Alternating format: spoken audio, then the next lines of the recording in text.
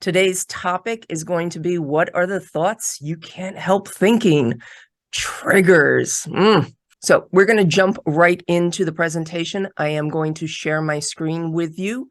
And today's topic is, what are the thoughts you can't help thinking? Basically, triggers. What is happening with those triggers? So here we go. I want you to know that your triggers, they are guides.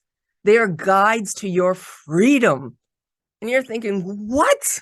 How are they guides to my freedom? They make me feel like crap. I feel like crap. They come upon me and they just, I feel like I've gone 12 rounds with Muhammad Ali. I just get battered and bruised and everything else. They are here. They are here to show us where we have unresolved pain. They are. They're a blessing. And I know you don't feel that way, but I'm letting you know they are a blessing to you, because what it is that the problem is, excuse me, but the problem is that what we don't know what to do. We don't know what to do with the emotions that come as an avalanche on us. That's what the problem is. We don't know what to do with all of these emotions that we have, that these triggers just like that initiate. And what are some of these emotions that we wind up getting? There are a lot of negative ones. There's anger. Ooh, anger and rage. Ooh, the rage that comes over us.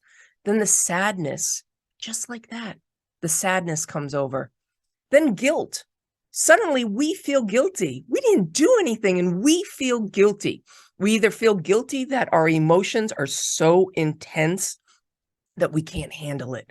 We just feel like, oh my gosh, how does this happen? How does the anger or the sadness come over me? It washes over me. It never was like this before. And now all of a sudden, there'll be a word, there'll be a ding, the phone will ding in a certain way. And you'll be like, yeah, okay, game on, here we go. Then there's embarrassment. What are my friends and family going to think? What are they going to think of me? What are they going to think of him or her? Then the jealousy. Oh, the jealousy. What was that person like? What does that person look like? What do they do? What are their measurements? What do they look like? How old are they? I mean, we just go through a gamut of jealousy. Then there's resentment. How dare he? How dare she? Look at all I've done. All I've done. This whole relationship. I've been faithful. How dare you? And the resentment starts to sink in. And then there's regret. Oh, and we really start analyzing and thinking and ruminating and all the thoughts that go through us, because we feel that regret, like we invested so much into our relationship. And look what they did. How dare they? How dare they do that? And then there's fear. The fear of the unknown. What's going to happen? Are we going to survive? Are we going to separate? If we have kids, what's going to happen with the kids? What's going to happen with our finances? What's going to happen with our friends? What's going to happen with our jobs? Everything. Oh, my goodness. And all of those feelings start absolutely causing a tailspin. Your heart and your head become completely disconnected. I invite you to lean into those emotions. And you're like, what? I want to get as far away from them as possible. I'm inviting you to lean into them. You cannot go around them. You cannot go under them. You cannot go over them. You have to go through them. As painful as it is, you do need to go through them, because on the other side, oh, it's glorious. It's absolutely glorious. Nothing can ruin your life more than that negative, irrational thinking that's going on. And all of these emotions, the anger, the sadness, the guilt, the embarrassment, the jealousy, the resentment, the regret, and the fear, they hold you captive. So we're going to talk about some tips. How do we break free from these triggers? How do we lean into them in a constructive, helpful way, so that we can move past this? move through it, and beyond it. So tip number 1, you absolutely want to communicate. You want to communicate openly and honestly with your partner about your triggers and the impact that they're having on you. If every time his phone or her phone dings a certain way, tell her she's got to change it. If he or she is insistent that the relationship or whatever the circumstances were that caused the betrayal, whatever that is, that it's done. Well, if every time you hear that phone ding, you get a charge, ask them to change that ringtone. Ask them to change the ringtone just so you don't hear it. For me, personally, one of the things that was suggested many moons ago, and this was back when songs were the ringtone, to ask to change the song. And, to be facetious and funny, I had him change it to "I Will Survive." So every time his phone dinged, "I will survive." Yes, absolutely. It was great. I loved it. It lasted a couple months, then the joke was over, but it made me feel so empowered that I got to change the ringtone to something that made me feel really, really good. So give that some thought. Tip number 2, I want you to seek support from friends and family, a therapist perhaps, to help you cope with your triggers and the emotions that come up. A word of caution, okay? Once you let the toothpaste out of the tube, you cannot take it back. So be really careful who you choose in your intimate circle to discuss this with.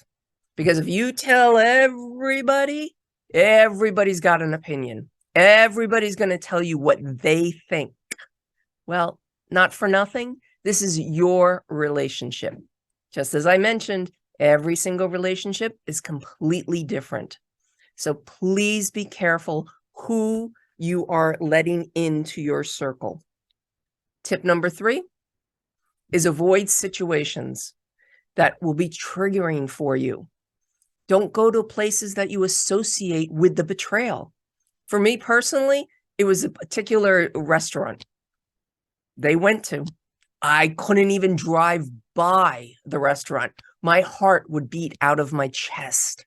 That's how visceral it was for me. So what do? I take the long way around. Yeah, for quite a while I did that.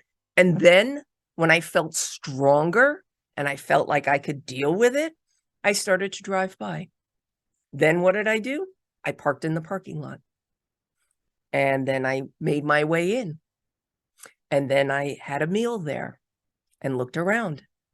I did it step by step by step in order not to have that visceral response anymore. Now I drive by and I don't even realize it's there.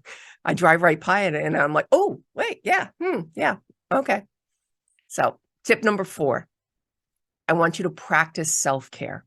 It's so important. Everybody's telling you self-care, self-care, self-care. You want to engage in activities that bring you joy or relaxation and help you manage your emotions and cope with your triggers. Whether that's deep breathing or it's a wiffle bat to a sofa. Yes, absolutely. Beat your sofa until there's not an ounce of strength left in you. Wonderful to have. This is my 3rd one. Anyway, so you definitely want to get it out. Tip number 5 is you want to set boundaries with your partner. You want to protect yourself from further hurt and betrayal. And you're thinking, what do you mean further hurt and betrayal? Here's the difference.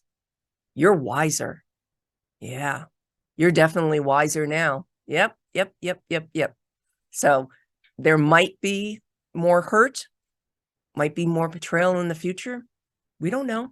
Who knows? Absolutely. But you want to set boundaries. You want to protect yourself. You want to have it just like that, your boundaries set in place. It gives you a sense of control and it gives a sense of purpose to your partner. I want you to know you are not alone in your struggles. You are absolutely not alone in your struggles. So I leave you with this. I need you to be gentle with yourself. Please be gentle with yourself. It's okay that you're not okay. It's okay that you're not okay. You will be. You will be okay. And you will absolutely heal.